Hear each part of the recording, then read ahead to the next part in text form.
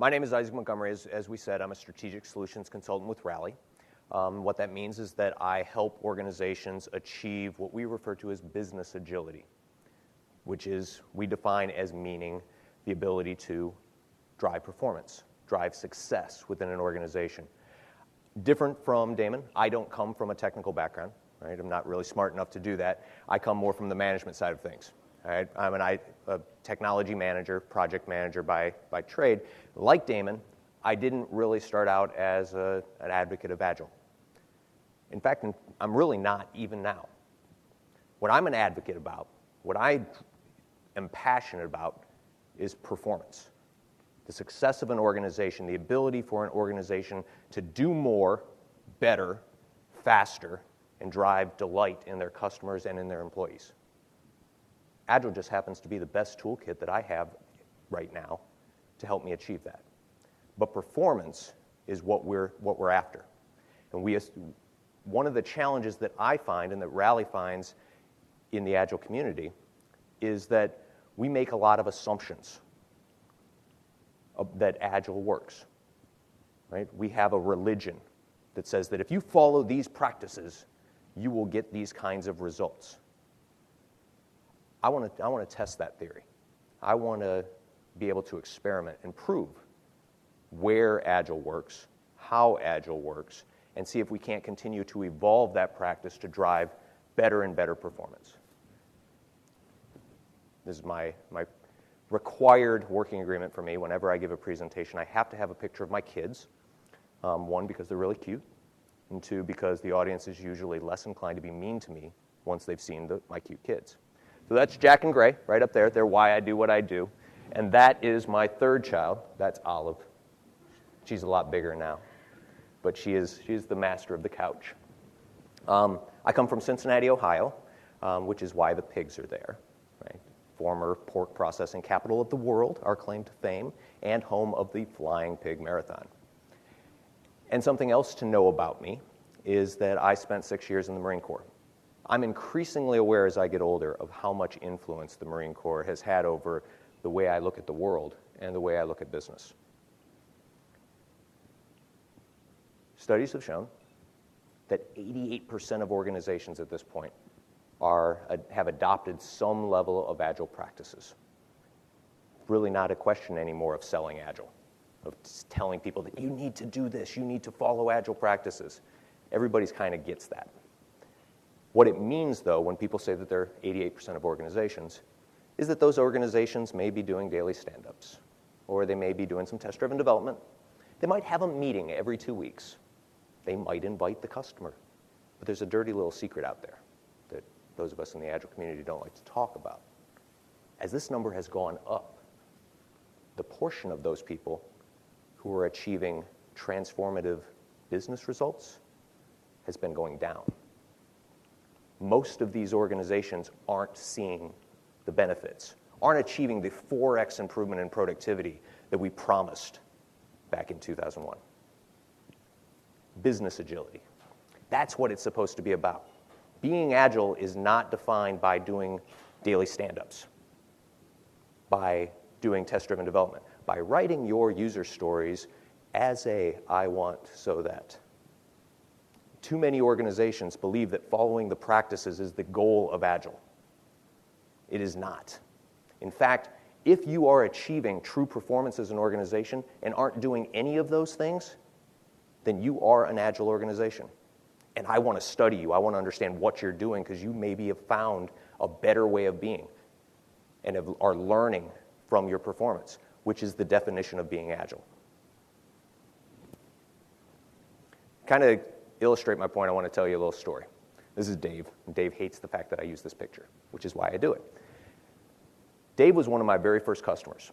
About 10 years ago, I got out of the management business because I was loving this Agile stuff and got into consulting.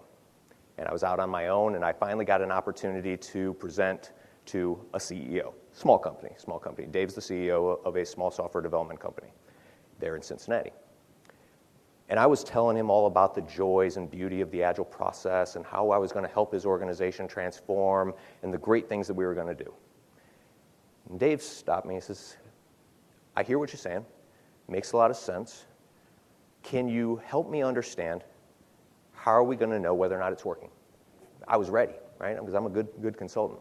And I threw up my Agile assessment. I said, what we're going to do is as we go through this process, we're going to assess each team to see which practices they are adhering to and whether or not they are adhering to them to a high degree or a lesser degree. And Dave's like, stopped me right in the middle, right? Because I had a whole spiel. I was ready to go. And he asked me a question, actually made a statement, that has really driven everything about the way I think about agility, the way I think about performance, and what I want to achieve ever since, and really drives why I'm at Rally today. He said, Isaac, what you're talking about is being able to measure how well we're doing Agile. I'm not that interested in that. What I want to be able to measure is how well Agile's doing for us. Is it working? How will I know? Am I getting benefits? Now, I was a little dumbfounded, right? Gave him the consultant stare, gave him the nod. But ever since then, I've been working on driving these things. And at Rally, I've met people smarter than me who have been thinking about this a lot longer and a lot harder. A gentleman by the name of Larry Mascherone, who is our Director of Analytics, I think is his current title, who has established as part of his PhD dissertation in a study that he's done with Carnegie Mellon, the Software Development Performance Index, which basically says that an organization's performance can be quantified based upon 6 dimensions, balancing those 6 dimensions. And those 6 dimensions being your productivity. How much valuable stuff do you get for your investment dollar? Your responsiveness. How quickly can you convert those valuable ideas into value-generating product? Your predictability. How accurately can you estimate when and how much? Quality. What's the presence or lack of defects in their many, many forms of defects in your products that are going to rob you of productivity and rob you of other dimensions? Customer satisfaction, which I tend to think of as the metric that rules them all, and employee engagement. Because while I can drive up the other metrics temporarily by killing my people, I can't sustain it if I don't keep my employees really well engaged. And we've built this into our model for business agility, the way we think about taking organizations and making them agile. Too often, we see organizations and, frankly, consultants who believe that Agile is a methodology. It's a process framework. And we see organizations as a system, right, that has people with structure and roles and a certain culture and perspective on the universe. They have a process. They have the way that information flows through the organization. And they have feedback loops. Right? They have reporting. They have ways of making their performance known to the organization, the way they plan, the way they inspect and adapt. And every organization has these things, even the waterfall ones. It's maybe really inefficient, but it's designed around that waterfall process with structures and roles and people, culture, and reporting mechanisms that are optimized for that waterfall process. And what we see organizations do is they take this well-optimized waterfall organization and they pluck out the process and drop in this radically new agile process and are shocked when the organization rejects the foreign body. We have to take a systemic view of this. And feedback is one of the most critical aspects of being agile, of achieving business agility. Because being agile isn't about adhering to a set number of practices. Being agile is about every day sucking a little bit less than you did yesterday. Right? If every day you suck a little less, you will be amazed by the things you can accomplish over the course of a year. So when we see organizations who have the Agile playbook and grade their people about whether or not they adhere to the good Agile dogma, that is the antithesis of being Agile. Agile is about learning. Agile is about improving. Agile is about feedback. Disciplined, fact-based continuous improvement. Not because Isaac says so, or Damon says so, or the Agile police say so. Not because you heard it at Agile 2017 or wherever, but because it works. Not because it works someplace else, but because it works here. You may choose to try it because it works someplace else, but does it work here? And if it doesn't, that's interesting. Why doesn't it work here? What's unique about our situation? If it does work here, how can we amplify that? So some things that we've learned as we've been doing this, as we've been running these experiments and trying to correlate these 6 dimensions of business performance to practices, we've been able to extract some incredible insights, such as, who here would like to double the productivity of their organization tomorrow? Well, it turns out that there's some practices that are well correlated to productivity. In fact, the single largest impact on productivity, according to the data, is the degree of team dedication that you have.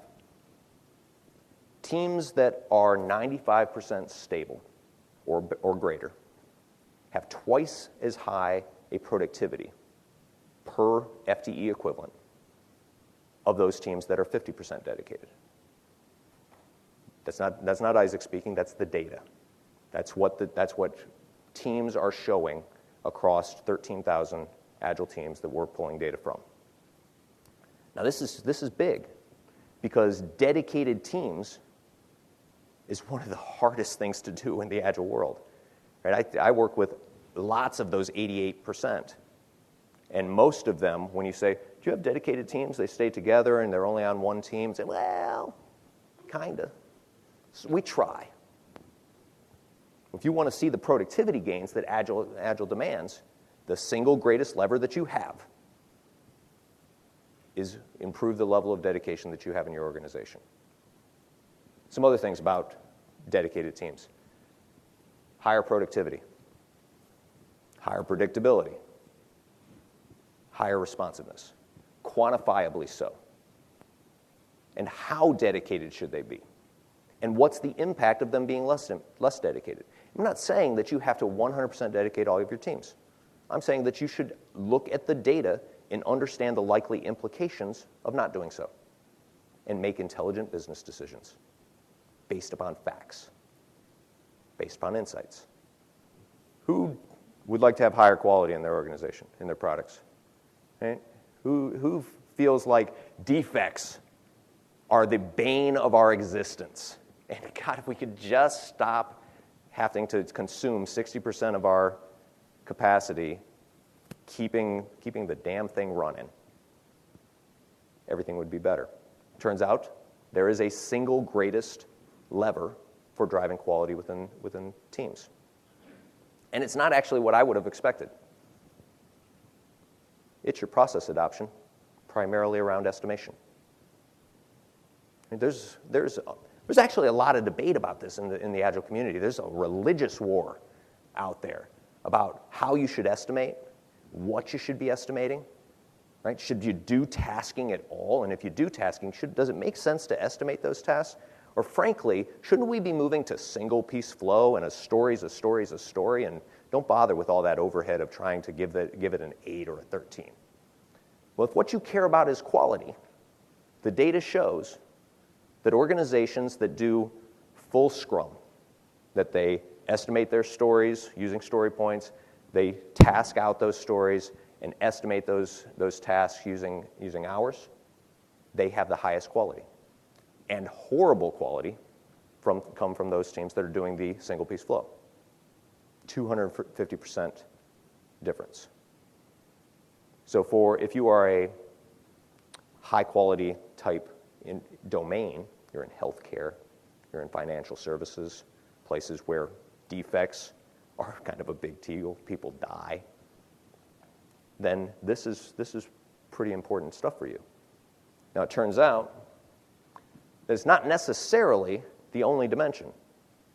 The best overall performance comes from teams that are doing what we refer to as lightweight Scrum.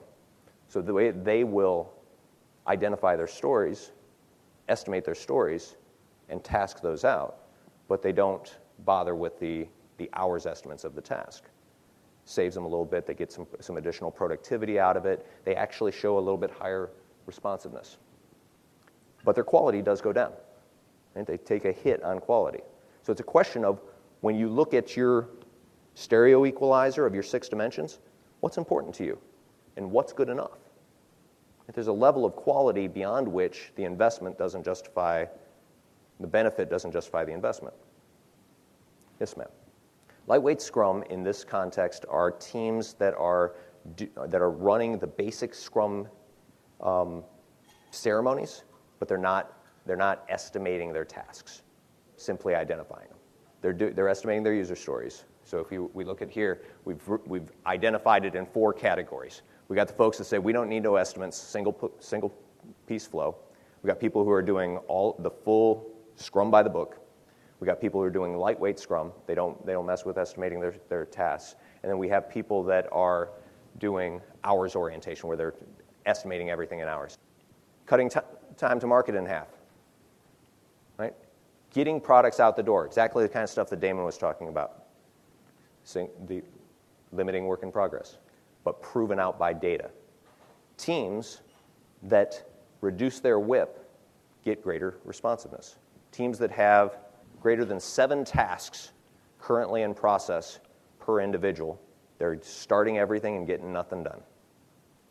All the way down to those that have less than 1 per individual, so presumably they're doing some form of pair programming, have the highest responsiveness. They get things done the fastest, which makes intuitive sense, right? Focus on one thing, get it done as fast as possible, do the next most important thing. So by aggressively cutting your WIP, you cut down the time and process, you get as much as a quarter the number of defects, right? Not as great an impact as what we said about estimating, still a significant impact on quality. However, when you get down to less than 0 or less than 1, your productivity starts taking a hit.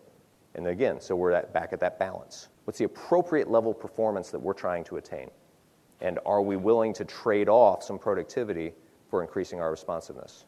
And it depends upon your business domain. It depends upon your strategy. It depends upon a number of different things. So how do you want to balance your performance? I can get lots and lots of productivity if I don't care if it actually works, or if I don't care how long it takes. We get lots of stuff done. We never have to deploy it. So there's a question of what is that balance that you're looking for? Where are you trying to, what's the mix that is appropriate for your organization? And something that we found is that small teams, one of the core concepts of Agile is 7 plus or minus 2. And I know a lot of coaches that if they find a team of 11 people, it will smack you on the head and say, no, 9 people, no more. However, we see that small teams, less than 3, actually take a quality hit. They get productivity for it. But we see at the high end, up here, up to 15, we see a very nice balance. We don't see really any significant decrease in performance versus those that are in the 7 to 9 range. And this, frankly, it correlates very well with my observation. I see lots of organizations using teams of 12 and 13 very well, very effectively. It's not good Agile dogma. It's not what the book tells us. But the data shows that it's perfectly acceptable. So all of this data that we're pulling into, and we've mentioned this before, this is coming from what Rally is calling our insights capability. And we're building it into a product that we'll be releasing officially at Rally On, but it's currently in open beta. And by using insights, we're able to look across a population of currently 13,000 teams and growing every day. So it's probably, I've been using 13,000 for a few months. It's probably closer to 15 by now.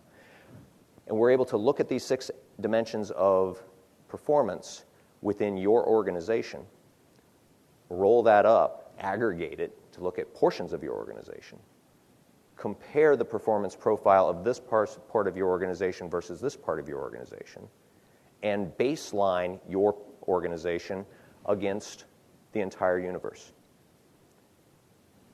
And by correlating that performance profile against the practices that you have in an organization, we can provide recommendations on the practices that you aren't using that tend to be well correlated with the areas in which you are weak, or with the type of performance profile that you want to attain. And you can do that analysis yourself. You can look at Team A versus Team B and say, productivity is 3 times as high here as it is over here. There's the bad side of things where you say, well, what we should do is we should go beat these people or fire them all. The better way to think about things is to say, what's different about these 2 teams? This team is all co-located or is practicing test-driven development or has a full-time coach working with them. This team does not. That's interesting. I'd like to test whether or not that correlation is causal. I run an experiment over here. And if I see a similar uptick in productivity, that's interesting, and I'm going to amplify that through a larger portion of my organization. If I don't see that uptick, well, that's interesting too. And I run another experiment. And through that, I can get to data-driven continuous improvement, baselining against the industry, being able to see our performance change over time, and be able to look at a timeline and say, what happened here? That was the holiday, and we're in a retail environment. And it was all hands on deck just to keep fingers in the dike, which is maybe the reality of our business environment. That's okay. But by understanding our performance profile during that quarter, we can plan more effectively. We can make intelligent business decisions. Predictability is our ability to reliably tell the customer or our internal stakeholders when will you have it and how much is it going to cost. Quality is the presence or absence of defects.